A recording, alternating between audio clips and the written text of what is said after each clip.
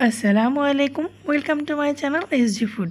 কেমন আছেন সবাই ভিউয়ার্স? আজকে আমি আপনাদেরকে করে দেখাবো খুবই মজাদার এবং সুস্বাদু ইলিশের দো পেঁয়াজা। তো চলুন তৈরি করে নেওয়া যাক। ইলিশ মাছের দো পেঁয়াজা তৈরি করার জন্য আমি এখানে 5 টুকরো ইলিশ মাছ নিয়েছি।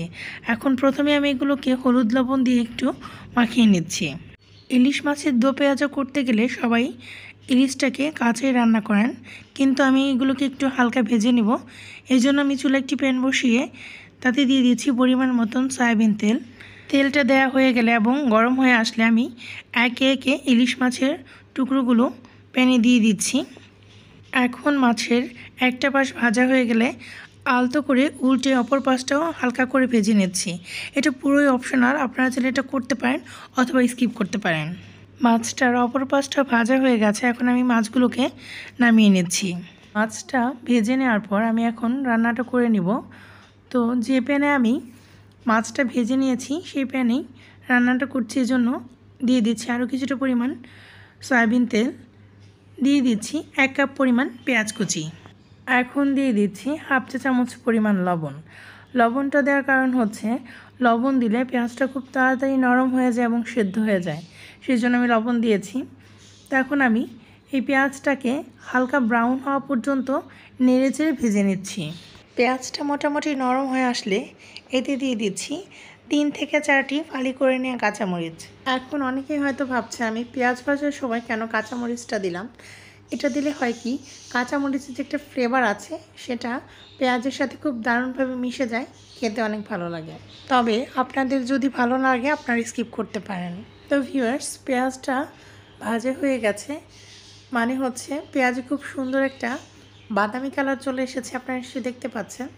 তো এখন আমি এতে দিয়ে দিচ্ছি বাদবাকি মশলা। প্রথমে দিয়ে দিচ্ছি 1 চা চামচ পরিমাণ হলুদের গুঁড়া। হলুদের গুঁড়াটা দেওয়ার পর আমি এটাকে নেড়ে চেড়ে পেঁয়াজের সাথে মিশিয়ে নিচ্ছি।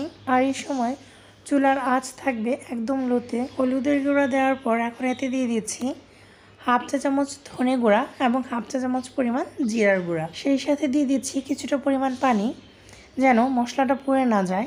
তো এখন সবগুলো একসাথে নেড়ে চেড়ে মিশিয়ে নিচ্ছি এবং এতে দিয়ে দিচ্ছি হাফ চা চামচ পরিমাণ লাল মরিচের গুঁড়া। মরিচের গুঁড়াটা দেওয়ার পর আমি আবারও খুব ভালো করে পেঁয়াজের সাথে নেড়ে চেড়ে মিশিয়ে নিচ্ছি।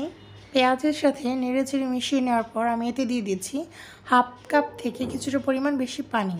পানি দেওয়া হয়ে গেলে এখন ভেজে রাখা মাছের টুকরোগুলো এতে দিয়ে দিচ্ছি। সেই সাথে দিয়ে দিচ্ছি 1 চা চামচ পরিমাণ লবণ।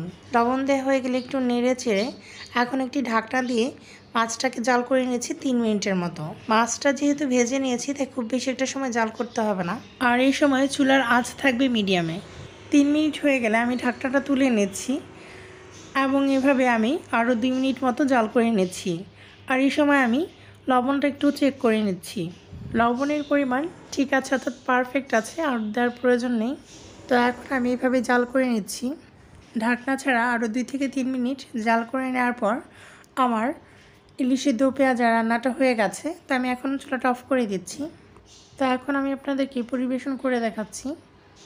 তো ভিউয়ার্স, তৈরি হয়ে গেল আমার ইলিশের দো পেঁয়াজা।